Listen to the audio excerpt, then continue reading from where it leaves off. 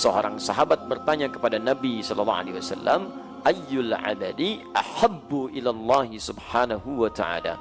Amal apa yang paling dicintai oleh Allah subhanahu wa ta'ala? Ini luar biasa dahsyatnya. Saya tuliskan dulu ya. Baik.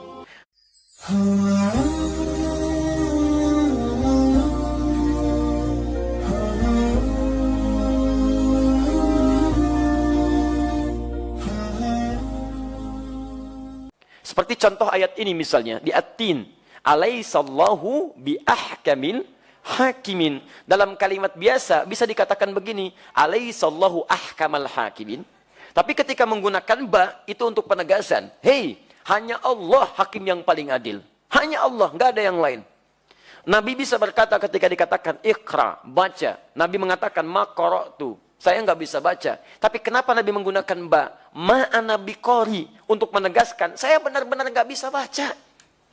Jangan paksa saya nggak bisa baca, saya nggak bisa baca. Sampai dipeluk oleh malaikat dikatakan iqra bismi rabbikal ladzi khalaq. Hei, baca atas nama Rabbmu. Bukan karena kamu nggak pernah punya guru yang mengajarkan.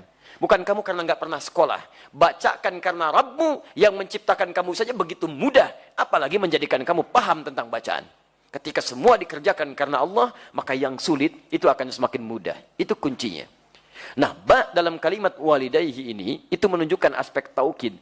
Seakan Allah ingin mengatakan, hei, saya tegaskan ya, saya berikan pesan yang kuat, ada pahala yang melimpah, pesan yang agung. Bagi orang tua, saya tegaskan betul, tingkatkan baktimu kepada keduanya.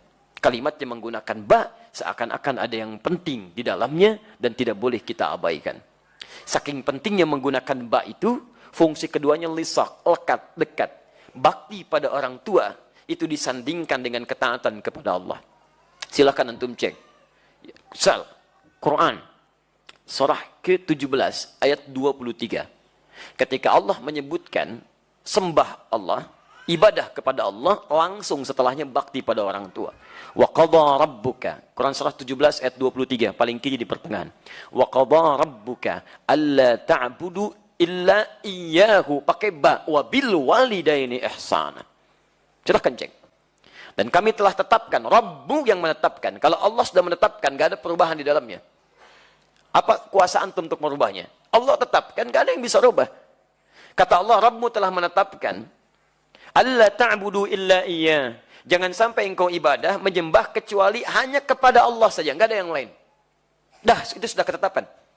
Awas, kalau Anda berusaha merubah ketetapan Allah, jadi masalah. Ketetapan manusia saja dirubah pakai proses, dan itu tidak mudah. Bahkan tidak sedikit yang kecewa ketika dirubah.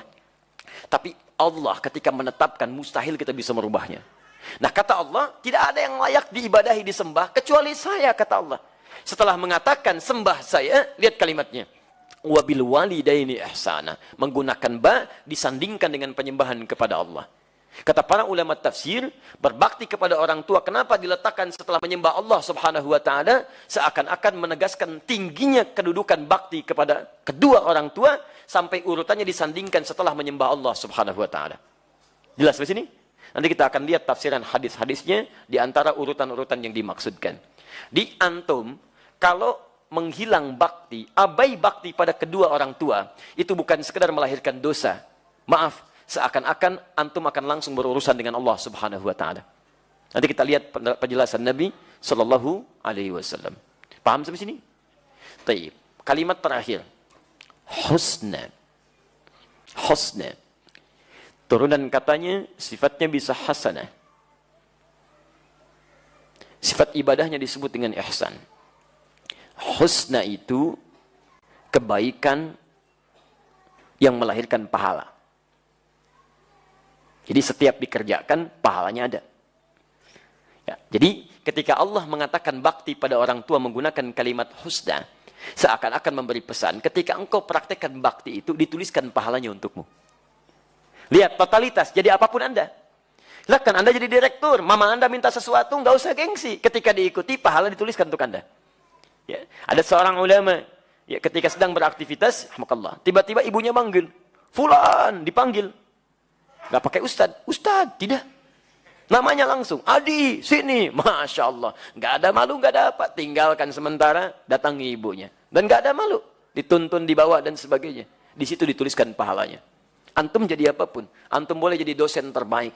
Boleh jadi direktur champion di perusahaannya. Boleh jadi apapun. Tapi di hadapan orang tua, ketika bakti diberikan, pahala dituliskan di situ. Jelas? Yang kedua, sifat husna. Itu disebut dengan ihsan. Ihsan itu tafsirnya ada di hadis Nabi, di riwayat Muslim, jilid yang pertama, nomor hadis yang ke-8, riwayat sahabat Umar bin Khattab radhiyallahu taala anhu, posisi paling kiri sebelah atas. Kalau ingin dicocokkan kitabnya, cari terbitan Darul Hadis tahun 2002, warnanya biru dongker. Saya belinya di Kairo tanggal 26 Juli tahun 2006 di belakang Husainiyat. Harganya dikonversi masih 450.000, 9 jilid. Ya. Nanti kapan-kapan saya tunjukkan kitabnya. Kalau tidak ditemukan, cari di Al-Arba'in, hadis nomor kedua. Ketika Nabi ditanya oleh malaikat Jibril tentang ihsan, perhatikan jawabannya. Mal ihsan? Maka dijawab oleh Nabi, an ta'budallaha ka'annaka tarahu, fa illam takun tarahu, fa innahu yarak. Engkau menjadikan aktivitasmu sebagai ibadah, seakan merasa disertai oleh Allah, bila pun tak mampu menatapnya, maka rasakan Allah sedang mengawasimu. Turunannya husna. Husna itu turunan dari ihsan. Jadi kalau Anda disebutkan bakti kepada orang tua disebut dengan husna, artinya rasakan saat sedang berbakti itu Anda sedang diawasi oleh Allah Subhanahu wa taala. Saya berikan ilustrasi begini. Ada mahasiswa sedang ujian. Sampingnya CCTV. Ada pengawasan. Baik, ketika CCTV nyorot langsung ke bagian-bagian tertentu pada mereka, masih berani nyontek nggak? Tidak. Kenapa? Resikonya tinggi, takut ketahuan, jadi punya masalah. Cuman CCTV. Di Libya dulu kami belajar, nggak ada CCTV yang jaga 2 orang. Tapi rekornya 100%. Coba-coba nyontek, dibiarkan aja. Begitu selesai nanti ujiannya, tiba-tiba langsung ada panggilan ke imigrasi. Ada di kampus imigrasinya. Langsung dipanggil. Ternyata selesai. Anda tadi ketahuan nyontek, buktinya ini. Jam sekian, menit sekian, detik sekian. Kami berikan 2 jam untuk siap-siap pulang. Kami sudah siapkan tiketnya, dikawal oleh 2 orang ke bandara langsung. Dan dituliskan keterangan orang ini nyontek, nggak boleh balik lagi ke sini. Sudah, zero tolerance. Nggak ada. Makanya ketika ujian, serius. Karena takut diawasi. Antum diawasi manusia saja, begitu seriusnya. Ya, di kantor ada yang ngawasi, serius, takut salah. Ya, maaf, kerja, datang ke kantor, nggak terlambat tuh. Masya Allah, kerja jam 8, datang jam 7.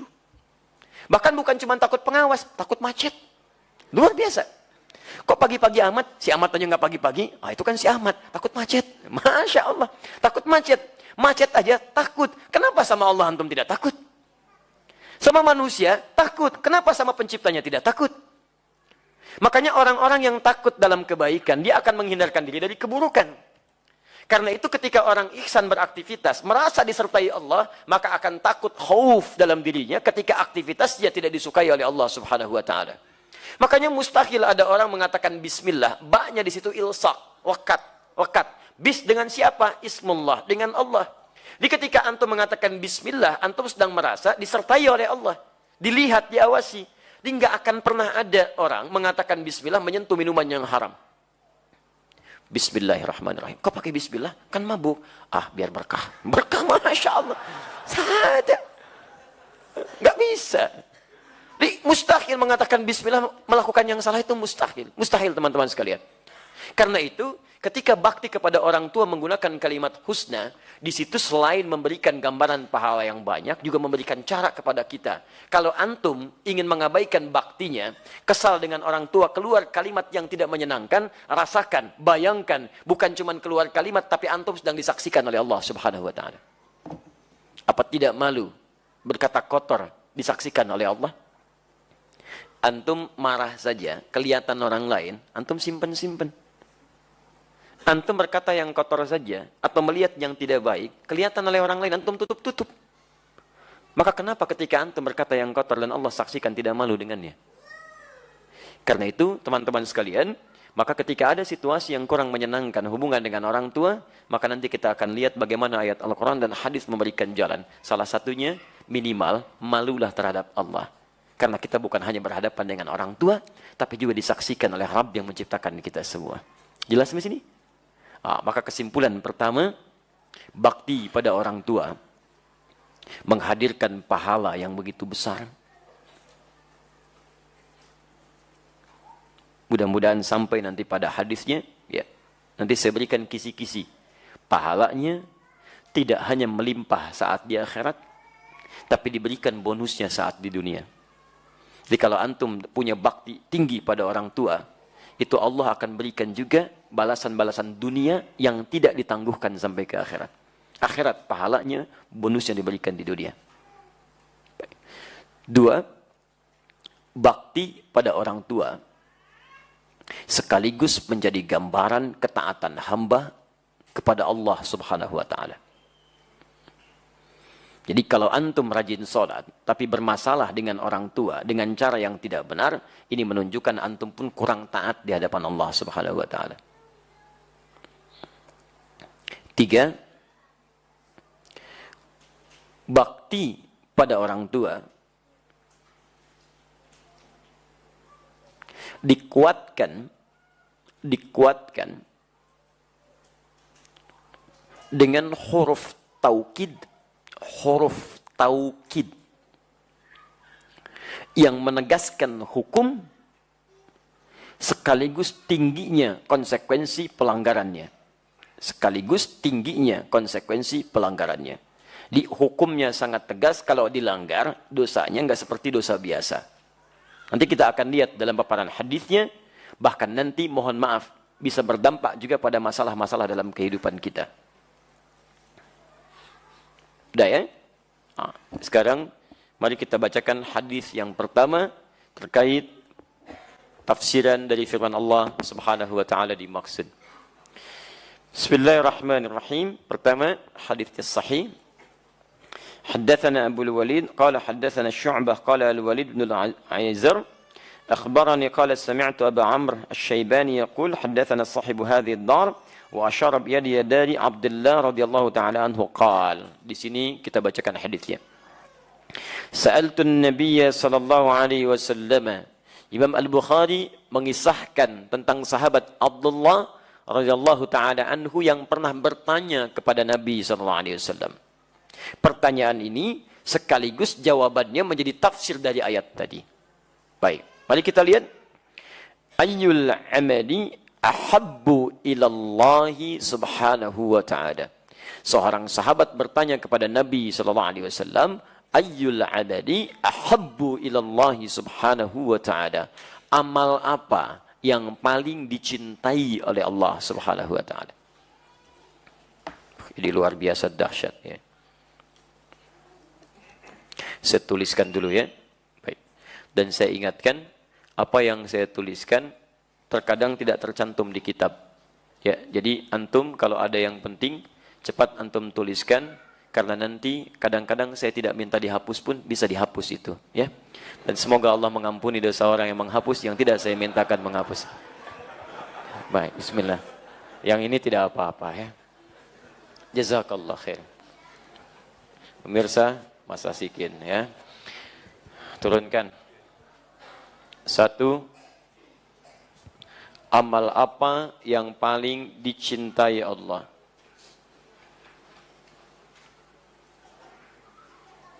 Ya. Artinya amal ini sangat dicintai Allah. Konsekuensinya ketika antum mengerjakannya, antum pun bisa meraih cinta Allah Subhanahu wa taala. Nah, sekarang perhatikan baik-baik apa gambarannya seseorang yang dicintai oleh Allah. Jika seseorang sudah dicintai oleh Allah Subhanahu wa taala, maka yang pertama Allah berikan akan mengampuni seluruh dosanya.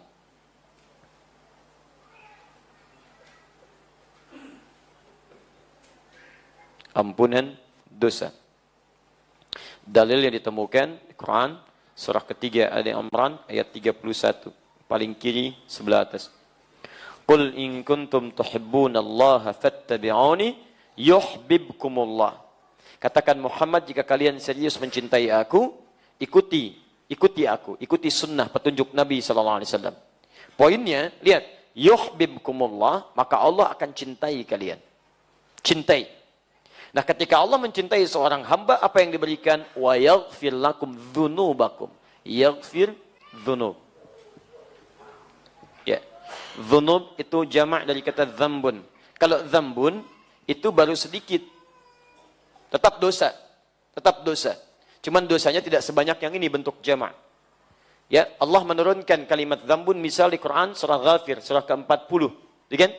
Allah sampaikan ayat ketiga, ghafiriz dzambi wa qabilit taubi. Ghafiriz dzambi. Ghafir dipasangkan dengan dzambun. Tapi kalau sudah jamak bentuknya banyak, maka berubah bentuk dzambun jadi dzunubun, bentuk jamak. Ya. Nah, kalau seseorang dicintai oleh Allah Subhanahu wa taala, maka kalimat Al-Qur'annya mengatakan wa yaghfir lakum dzunubakum, bukan dzambakum tapi dzunubakum. Berpeluang semua dosanya. Siapa di antara kita yang tidak punya dosa saat ini? Boleh unjuk tangan? Serius, saya pulang. Ya kan? Sudah, gitu kan? Ya, siapa? Saya masih punya dosa, gitu kan? Dan hebatnya, Nabi Muhammad SAW, seorang Nabi, Rasul, bahkan dijaga dari maksiat, ma'sumun minal maksiat, madmunun bil jannah, dijamin masuk surga. Bahkan sebelum meninggal, sudah turun surah Al-Quran menjamin surganya. Satu-satunya Nabi yang ketika masih hidup, ayat surganya sudah turun. Inna a'tainakal kautsar.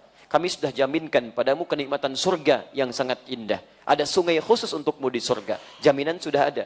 Tapi masih beristighfar dalam hariannya minimal 70-100 kali. Bahkan menjelang tidurnya masih istighfar. Ba'da salatnya masih istighfar. Setelah beliau salat, hadis Muslim hadis 591, astagfirullah, astagfirullah, astagfirullah. Menjelang tidurnya masih istighfar 70-100 kali. Siapa kita dibandingkan Nabi Muhammad SAW? Lihat wajah-wajah kita. Nabi bukan, Rasul bukan. Tidak ada satupun ayat surga turun menjamin kita. Antum tidak istighfar, antum terlampau lelah. Ayo coba berpikir lagi. Nah, jelas ya? Jadi kalau kita sudah dicintai oleh Allah, maka dosa digugurkan.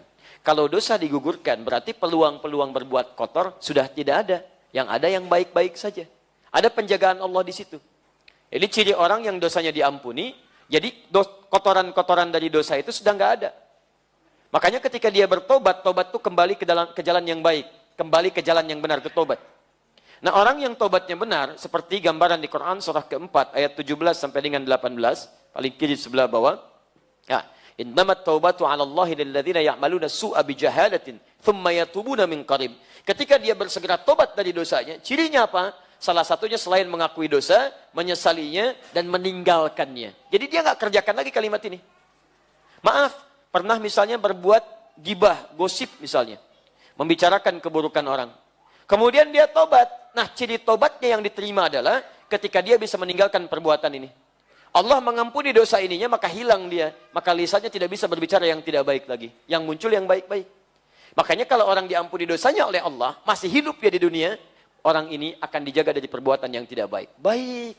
Katanya baik, sampai ke ujung kakinya. Gosip, hilang. Selesai. Saya tidak, Ustaz. Alhamdulillah. Alhamdulillah. Tidak seperti akhi yang itu tuh. Ah, sama. Belum diampuni. Baik. Jelas ya? Ah, jadi sahabat ini ketika bertanya, saya penting teruskan karena di sini tidak ada syarah demikian. Maksud saya, kalau antum mengamalkan apa yang dijawab oleh Nabi di sini, tidak sekedar amalan antum melimpah pahala, tapi berpeluang menggugurkan dosa-dosa dalam kehidupan kita. Jelas? Apa saja amalan yang dicintai oleh Allah, yang dengan itu berpeluang dosa kita pun digugurkan oleh Allah Subhanahu wa taala. Baik. Satu, qala, beliau mengatakan, awas, fokus baik-baik ya. Kita amalkan setelah mendengar kalimat-kalimat ini. Pertama, as-salatu ala waqtiha. As-salatu ala waqtiha. Salat tepat pada waktunya. Salat tepat pada waktunya. Tolong fokus baik-baik ya. Ini bagian terpenting yang saya sampaikan. Saking pentingnya, baterai aja hampir habis tuh. Ya. Ini boleh muncul lagi. Bismillah. Bismillah. Kedengaran suara saya? Alhamdulillah. 1. As-salatu ada waktiha. Baik. Kalau ada waktu, sesuatu kata menunjuk pada waktu, kemudian waktu ini menunjukkan pada penunaiannya tepat pada waktunya, di saat diperintahkan, maka kalimatnya menggunakan ala. Ala itu sesuatu yang dimiliki, tapi menunjuk bukan kepada kepemilikan benda. Ya, itu semacam waktu dan sebagainya. Tapi kalau menunjuk pada benda, kalimatnya menggunakan lam. Misal, al-qalam li. Ini spidol punya saya. Ya, al-bait li, rumah itu punya saya. Kadang disingkat lamnya dibuang menjadi i, baiti, rumah saya. Qalami, pulpen saya. Kitab, buku saya. Kitabi, baik. Zauj, suami saya. Zauji, gampang. Gampang, teman-teman sekalian, mudah. Ab, bapak saya. Abi, ibu saya. Ummi, gampang ya. Tapi barang nggak dipakai, bekas. Baik, yang nggak dipakai, itu ya, itu ngarang. Misal. Ya, itu kadang-kadang ya suka muncul. Kayak gitulah ya, halaman luar teras, halaman luar saya, itu ngaco ya. Udah sini, fokus, baik-baik. Maksud saya, ketika waktu menggunakan kata ala, ini menunjukkan tepat pada masanya. Di amal yang paling dicintai oleh Allah, yang pertama, sholat, artikan tepat pada waktunya. Ala berarti tepat. Misal, besok subuh jam berapa?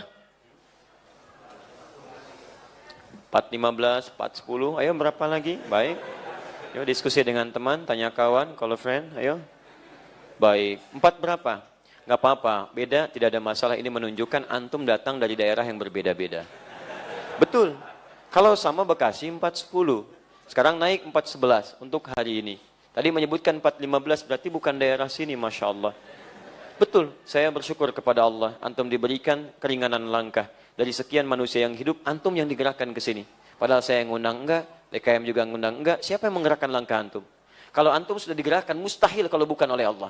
Kalau antum digerakkan oleh Allah, dihadirkan di sini, duduk di sini, untuk dirubah menjadi lebih baik, dan antum belum tersentuh jadi berubah, antum perlu dikemanakan lagi. Ya, dan memang settingan jam kita beda ya. Kita ambil yang tengah-tengah lah. Misal, baik, ambil dah, saya ambil 4.15 yang tadi antum sebutkan. Adzan subuh 4.15. Berarti waktu sholat disampaikan telah tiba. Baik, jadi 4.15 itu waktu sholat. Waktu sholat, adzan itu penanda waktu sholat tiba. Iqamat penanda waktu sholat akan dilangsungkan secara berjamaah. Di adzan penanda waktu sholat tiba. Jadi kalau antum mendengar adzan dalam situasi misalnya tertentu yang tidak memungkinkan ke masjid, misal sedang di perjalanan, sedang macam-macam, artinya waktu sholat itu tiba. Nah, kalau dikatakan as-salatu ala waqtiha subuh 4.15, berarti waktu 4.15 ini adalah dimulainya apa? Pertanda waktu sholat tiba. Pertanda waktu sholat tiba. Artinya, kalau kemudian dipanggil 4.15, sholatnya ingin kita tunaikan, ya, baik itu dimulai dengan sholat sunnahnya setelah adzan selesai, kemudian kita tunaikan sholat fardunya, maka mohon maaf, kisarannya tidak akan jauh dari sini. Jadi begitu adzan berkumandang, maksudnya antum sudah siap sholat, bukan baru bangun. Itu maksudnya. Jadi kalau adzan subuh 4.15 akan disukai oleh Allah, sholat tepat pada waktunya, maksudnya begitu dipanggil, antum siap sholat. Bukan Allahu Akbar, Allahu Akbar. Hati-hati ya, ini bagian yang pertama, 4.15. Jadi kalau 4.15 dipanggil, antum mesti bangun dari sebelumnya. Kalau tidak tahajud berarti jam 4 antum sudah bangun, itu kan? Siap-siap. Coba antum biasakan penyesuaian untuk kesadar sepenuhnya itu kira-kira berapa menit. Dicek, itu kan? Kadang-kadang kan kondisinya beda-beda. Walaupun kemarin pun saya tegaskan, kadang-kadang alarm disettingkan 3 kali untuk mendapatkan 4.15, ya. Jam 3 lewat 40, 3:50, ya, jam 4 lewat 00. Kan begini. Ini untuk mematikan alarm yang kedua, alarm kedua matikan alarm ketiga. Alarm ketiga siap-siap lah ya sebelum adzan. Itu. Sekarang kalau kita ingin mengecek di mana tingkatan kita, layakkah kita mendapat ampunan Allah? Antum ini memohon kepada Allah, ampuni dosa saya Allah. Ampuni dosa saya Allah. Lalu Allah beri jalan untuk mengampuni dosa antum. Kenapa antum nggak ambil? Jalannya apa? Nih, buru waktu sholat. Tunaikan tepat pada waktunya. Dia orang-orang yang terbiasa datang tepat pada waktunya. Direspon tepat waktu, respon tepat waktu. Semakin dia melekat dengan Allah, kedekatannya tergabung. Maka disitulah kemudian hubungan kedekatan itu melahirkan perhatian Allah yang lebih kepadanya. Ya. Makanya rumus doa pun itu diikat dengan seberapa cepat kita merespon ya panggilan-panggilan dari Allah Subhanahu wa taala. Kan saya ajarkan kemarin dalam sesi Al-Quran Sunnah Solution. Quran surah kedua ayat 186. Di jawaban doa itu juga diikat dengan seberapa cepat kita merespon ketentuan Allah. Wa idza sa'alaka ibadi, Quran surah kedua ayat 186, paling kiri sebelah bawah. Wa idza sa'alaka ibadi anni fa inni qarib. Kalau hambaku bertanya padamu Muhammad tentang aku, sampaikan kepadanya, nggak perlu dicari, aku dekat. Memberi harapan secara psikologis. Ujibu da'watad da'i idza da'an. Aku akan jawab setiap doa hambaku yang dimohonkan kepadaku. Di sifat doa itu, kalau dipanjatkan, itu sifatnya dikabulkan. Di sesungguhnya Allah itu nggak pernah tidak mengabulkan doa. Sifatnya selalu dikabulkan, dikabulkan. Yang jadi masalah nanti, kalau ada seseorang yang sulit terkabul doanya, atau lambat terkabul, atau mohon maaf sama sekali tidak terkabul, bukan Allah tidak mengabulkan. Dia pasti mengerjakan sesuatu yang menjadikan sulit pengabulan doa itu sampai pada dirinya. Contoh, lihat ya, falyastajibuli. Rumus pertama, kalau ingin doa cepat dikabulkan, maka ketika Allah mengatakan ujibu, Allah meminta pada kita falyastajibu. Kamu ingin doa, kamu cepat saya kabulkan kata Allah, maka cepat pula respon seruanku. Kita kan berdoa menyeru kepada Allah kan? Ya Allah, mohon ya Allah begini, begini, begini. Nah, kalau seruan Anda ingin cepat direspon oleh Allah, maka seruan Allah pun respon dengan cepat. Seberapa cepat kita merespon seruan Allah, seketika itulah kemudian Allah secepat mengabulkan doa kita. Jadi kalau antum dipanggil subuh 4.15, Allahu Akbar, Allahu Akbar, saat dipanggil antum pun sudah siap merespon seruan Allah, maka seketika itulah sifat Allah diberikan jawaban kepada antum. Saat antum memohon, dikabulkan pada saat itu. Kalau memang permintaan antum sesuai dengan yang dibutuhkan. Karena Allah hanya mengabulkan apa yang dibutuhkan, bukan apa yang diinginkan. Kadang-kadang agak terlambat sampai antum siap menerimanya. Kadang-kadang diganti dengan yang lebih baik yang antum butuhkan, bukan apa yang antum inginkan. Tapi tetap dijawab oleh Allah Subhanahu wa taala.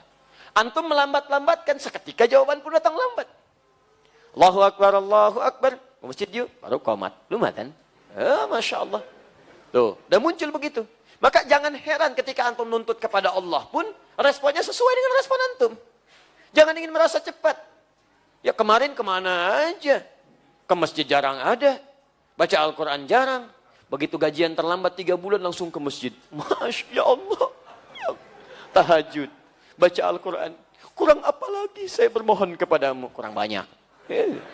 Tahajud cuma 2 rakaat. Ya puasa setengah hari. Baca Al-Quran cuma 1 huruf. Ya kan? Nuntut lebih banyak. Nun. Sudah dulu. Ini Masya Allah. Terus dia berdoa kepada Allah. Wah, kurang sehat orang itu. Ya. Cobalah teman-teman. Fokus. Yang paling aneh itu, ya sudah mengabaikan. Dipanggil 4.15, baru bangun 5:14. Ya kadang-kadang.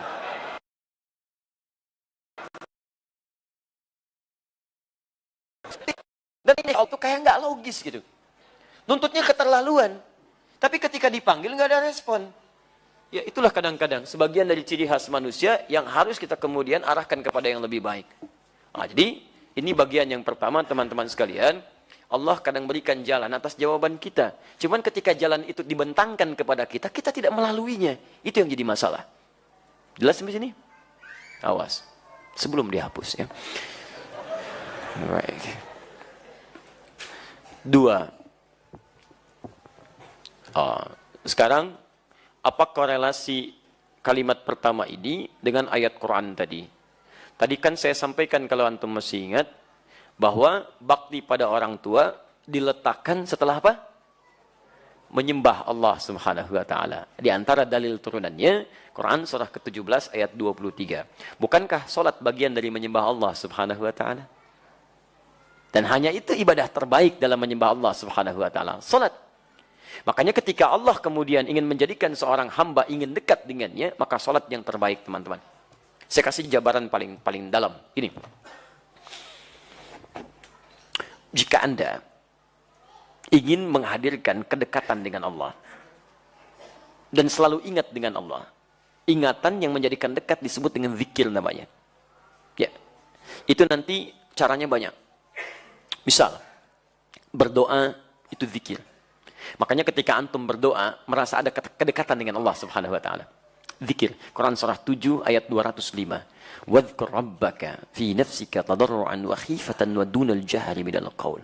Silakan berdoa dengan lembut. Hadirkan kalimat-kalimat yang mengalun indah. Rasakan kedekatan dengan Allah Subhanahu wa taala. Seperti Nabi Ayub berdoa kala sakit. Dhannun Nabi Yunus berdoa dalam kesulitan.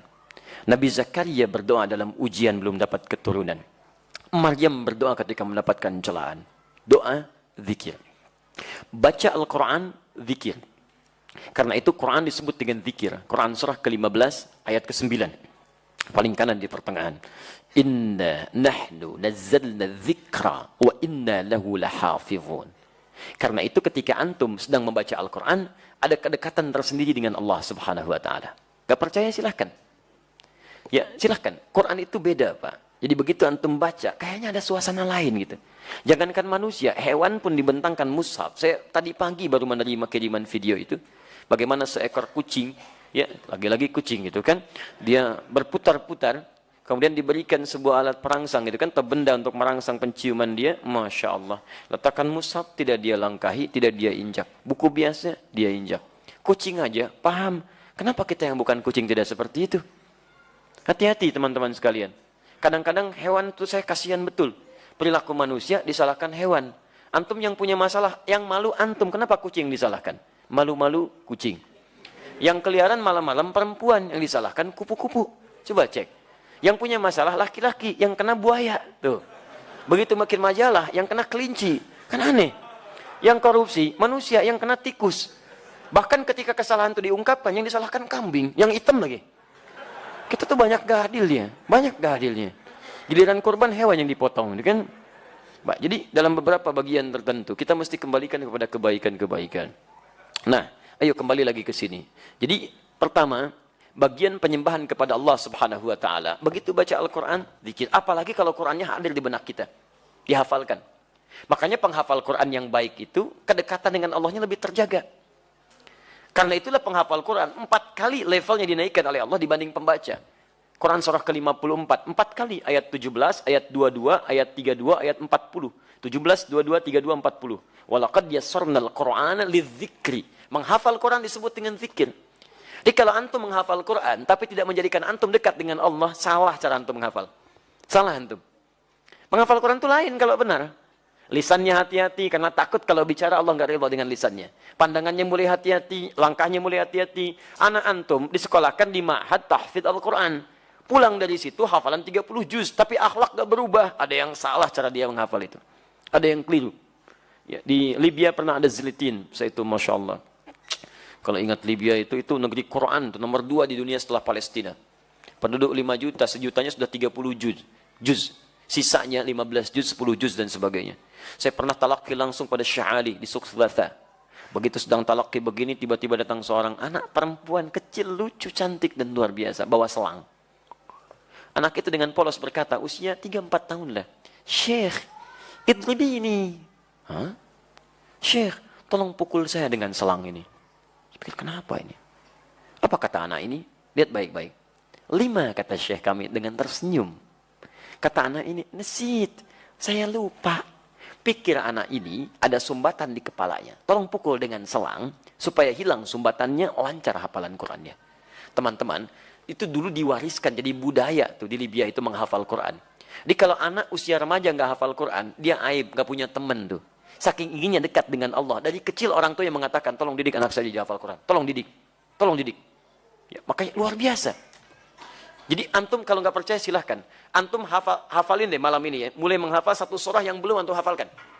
Gak usah tinggi-tinggi, ambil juz amma. Yang belum hafal apa? Misal An-Naba, gitu kan? Atau At-Takwir. Ambil lah yang tengah-tengah dulu misalnya. Begitu antum hafalkan, ada suasana tersendiri dalam jiwa yang tidak bisa dibayangkan sebelumnya. Silahkan cek. Dan ada kedekatan terbangun dengan Allah Subhanahu wa taala. Zikir, baca Al-Quran. Menghafal Al-Quran. berdoa, istighfar, zikir. Dan puncak zikir itu sholat. Puncaknya. Karena saat Anda sholat, Anda membaca Al-Quran. Saat Anda sholat, Anda menghafal Al-Quran. Saat Anda sholat, Anda berdoa kepada Allah. Saat Anda sholat, Anda istighfar kepada Allah. Kalau sholat menghimpun segala jenis zikir, belum menjadikan Anda dekat dengan Allah, Anda kurang apa lagi? Makanya ketika Anda diminta sholat oleh Allah, sesungguhnya Allah nggak butuh sholatnya. Kita yang butuh dengan Allah.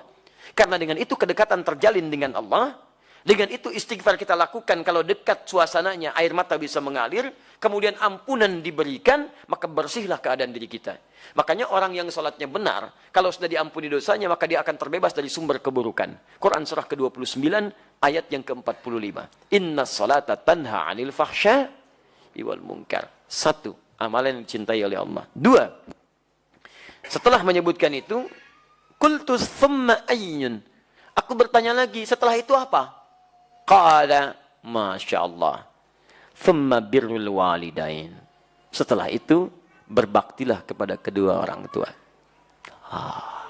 Letaknya langsung setelah ibadah kepada Allah Subhanahu wa ta'ala. Jadi, Nabi langsung menjelaskan kandungan ayat tadi. Saking pentingnya bakti kepada kedua orang tua, itu diletakkan urutannya setelah sholat 5 waktu, disejajarkan dengan amalan yang dicintai oleh Allah Subhanahu wa ta'ala. Jadi kalau antum, maaf, ingin mencari amalan setelah sholatnya maksimal, yang dengan amal itu dosa bisa digugurkan, kedekatan bisa dibangun, cinta bisa diraih, ada orang tua. Makanya mumpung masih ada, ayo manfaatkan. Barangkali Allah titipkan kepada antum bukan ingin membuat antum lelah. Barangkali ingin mengurangi bahkan menghilangkan dosa-dosa yang melekat dalam diri antum. Ingin menghadirkan cinta Allah kepada antum. Ingin memudahkan aktivitas yang antum sedang jalani. Saya sering katakan begini ya. Saya sering katakan, maaf ya. Hasil kerja keras antum itu, kalau antum sukses, boleh jadi kerja keras antum cuma 30%-nya.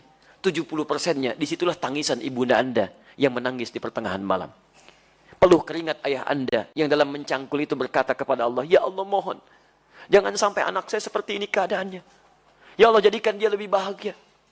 Pernahkah antum dengar kisah ketika Sayyidah Hajar alaihissalam mencari air untuk Ismail alaihissalam? Silahkan cek. Yang bolak-balik siapa? Hajar. Naik sofa, turun ke Marwah, balik lagi. Berapa balikan? 7 kali bolak-balik. Teman-teman sekalian, yang dapat airnya siapa? Ismail alaihissalam. Sekarang lihat baik-baik. Saat Ismail alaihissalam ingin air, itu kan bayi bergerak-gerak nangis. Jarang, hampir saya nggak pernah lihat ada bayi nangis, kaki tangannya nggak gerak. Diam aja begitu kan? Pasti punya masalah itu. Kalau dia menangis, pasti bergerak tuh kanan kirinya. Makanya dia menangis minta air. ASI tidak keluar. Disimpan di bawah, ibunya bolak-balik. Jadi saat ibunya naik ke sofa, kaki masih bergerak. Hantam tanah ini, tangan begini-begini, tapi nggak ada yang keluar. Kapan air itu keluar? Ketika ibunya bertawakal kepada Allah. Lihat lagi bermohon kepada Allah. Rabbighfir warham wa'fu wa takaram innaka antal azul akram. Ya Allah, enggak mungkin kau titipkan, ya Allah, ujian ini kecuali engkau berikan jalan keluarnya.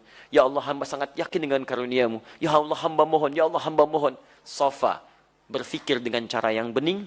Marwah mengharapkan hasil terindah, harapan besar yang ingin diraih. Bolak-balik 7 kali. Begitu sampai 7 balikan, turunlah kemudian anugerah Allah di situ. Ikhtiar dibangun, kemudian hasil didapatkan. Kadang-kadang yang ikhtiar orang tua, yang dapat hasil anak. Makanya ibadahnya disebut dengan sa'i. Apa itu sa'i? Kalau tidak tahu, katakan. Wallahu a'lam. Gampang. Apa itu sa'i? Sa'i itu asalnya bukan lari-lari kecil. Bukan. Sa'i itu dari kata sa'a yas'a. Kesungguhan dalam berusaha. Asalnya itu. Ya, asalnya kesungguhan dalam berusaha. Jadi kalau antum serius, dapat yang diraih. Quran surah ke-17 ayat 16 sampai 17, paling kiri sebelah atas. Allah menyebutkan orang yang berusaha serius, sa'a, disebutkan sa'a. Untuk urusan akhiratnya diberikan. Diberikan sepanjang dia serius dengan baik. Sa'a, yas'a, sa'yan. Sa'yan, usaha yang sungguh-sungguh. Kenapa ibadahnya disebut dengan sa'i? Karena pada saat itu ada orang yang sangat berusaha dengan serius. Ingin mencari air untuk anaknya. Ibu yang bolak-balik, anak yang dapat air. Begitu sampai pada yang ke-7, hamparan tangisan dan permohonannya menyentuh arsy, seketika turun malaikat. Menggerakkan sayapnya. ya menyertai telapak kaki Ismail ketika menghentak ke air, ke tanah, tis, malaikat menghentakkan sayapnya, keluar air. Ibunya melihat, kata ibunya, zam, zam, zam, zam, zam. Apa itu zam, zam? Bukan Allahu a'lam, ada artinya. Ada artinya. Baik, dan bukan Allahu a'lam artinya. Zam, zam, zam, artinya kumpul, jangan berhenti. Jangan berhenti. Kumpul, jangan berhenti. Kumpul, jangan berhenti. Karena itu disebut dengan zam-zam. Sampai hari ini tidak berhenti. Bagaimana ketulusan seorang ibu dalam mendekat kepada Allah. Menghasilkan anugerah pada anak yang tidak berhenti keberkahannya. Karena itu saat antum merasa sudah sukses, usia antum sudah matang 40 tahun ke atas, maka turunlah Quran surah ke-46 ayat ke-15. Paling kiri sebelah atas. Jangan antum kira kesuksesan itu antum yang raih. Lihat kalimatnya. Wassaynal insana biwalidayhi ihsana. Hamalathu ummuhu karha. Lihat, kami wajibkan, wasiatkan, tegaskan kepada setiap anak bakti kepada kedua orang tuanya. Seakan-akan dia merasa diawasi oleh Allah Subhanahu wa taala.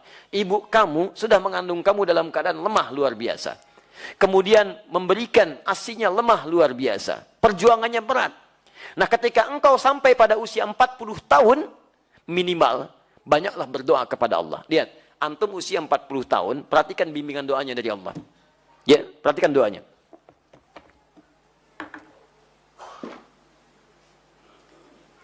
Rabbi auzi'ni an ashkura ni'mataka allati. Kedengaran suara saya? Jawab.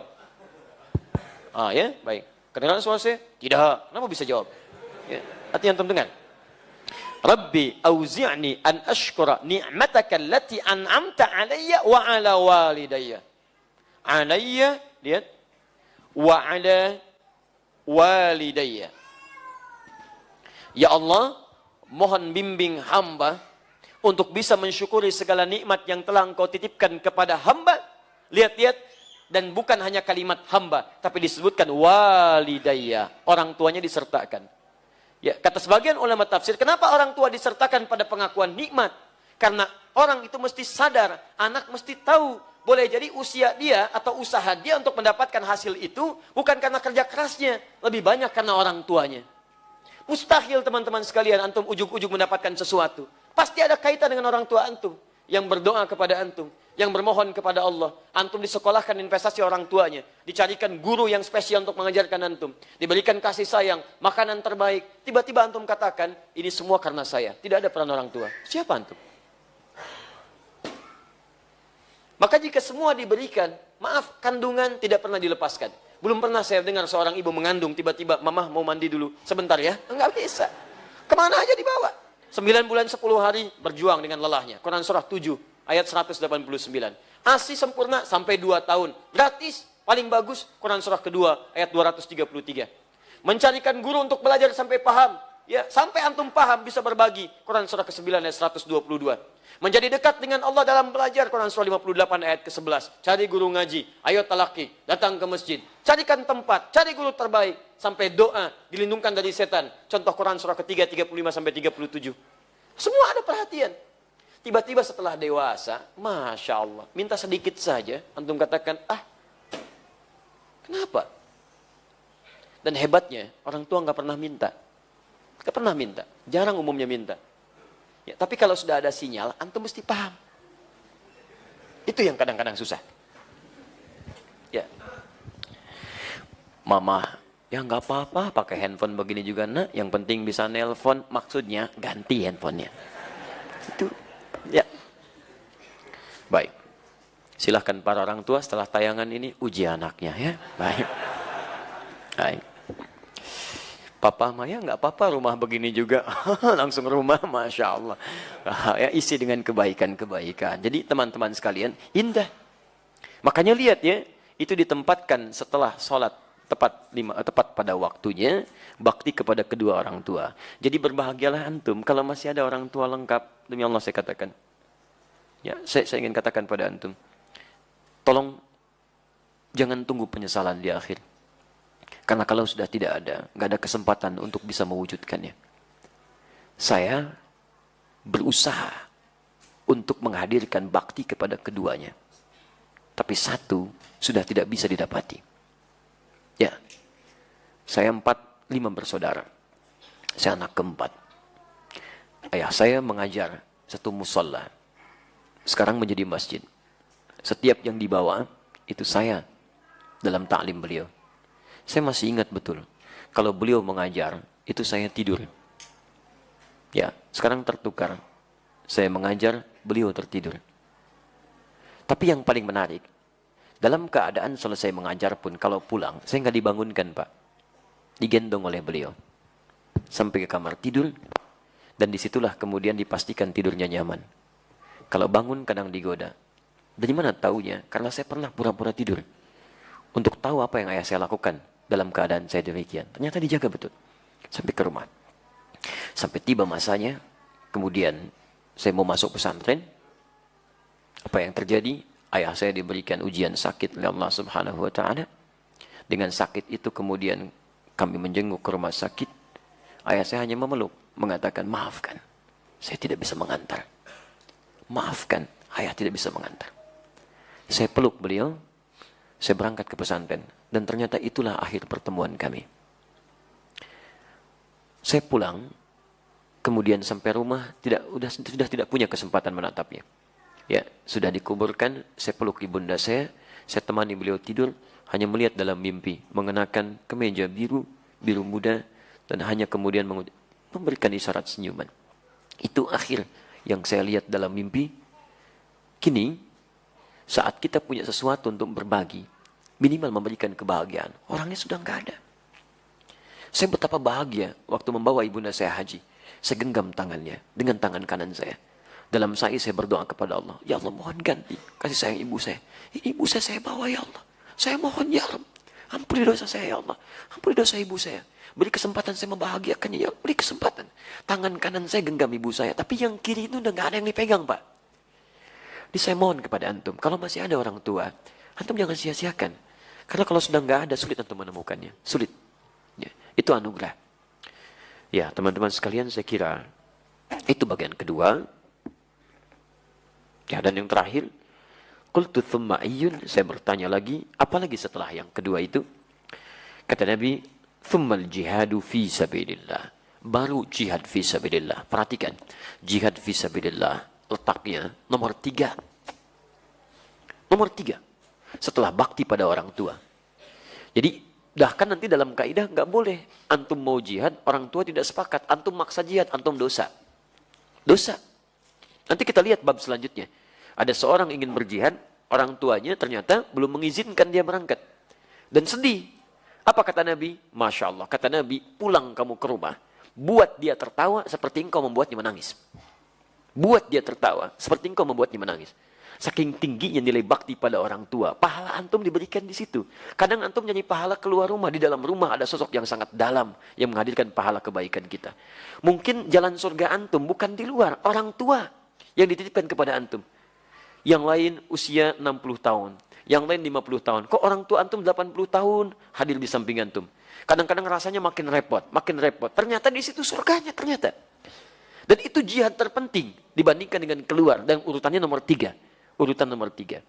Karena itu, hadis ini dan ayat yang kita bahas ingin memberikan pesan yang dalam kepada kita semua. Agar dalam setiap kesempatan, mari kita tunjukkan bahwa tidak salah. Allah amanahkan pada kita orang tua, yang dengan itu titian surga kita bisa diraih. Teman-teman sekalian, saya kira itu hadis yang bisa kita ambil dalam kesempatan malam ini. Di kesimpulannya, hadis pertama mengajak kita untuk meningkatkan bakti kepada kedua orang tua. Dengan itu cinta Allah berpeluang diraih, ampunan bisa didapatkan, kemudahan nanti kita akan bahas, itu bisa cepat kemudian kita hasilkan, dan yang lebih hebat, ridha Allah terbentang di hadapan kita semua. Insya Allah turunan hadisnya kita akan bahas. Saya ingin pastikan dulu, jelas uraian saya? Antum paham insya Allah? Alhamdulillah. Saya mau ingin perhatian ya. Saya berusaha memberikan yang terbaik malam ini. Sekalipun sebetulnya putri kecil saya memiliki hak dari ayahnya. Dia sakit selama 7 hari. Alhamdulillah ada kebaikan. Hari ini waktu dia berangkat ke dokter malam ini.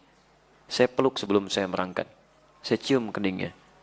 Dan dia melepas dengan penuh juga rasa keharuan untuk membiarkan buyanya untuk mengajar. saya sudah berikan hak antum untuk mendapatkan pelajaran, maka saya minta hak saya untuk menjadi ayah merawat putri saya. Jadi saya mohon untuk bisa pamit dulu untuk malam ini. InsyaAllah kita jumpa dalam kesempatan yang lain. Besok insyaAllah kami tersambung dari Palembang, tapi mungkin belum bisa live via Akhir TV. Live nanti di Pondok Indah pada hari Ahad insyaAllah dalam kajian duha. Kami kira demikian. Subhanakallahumma bihamdika asyhadu an la ilaha illa anta astaghfiruka wa atubu ilaik.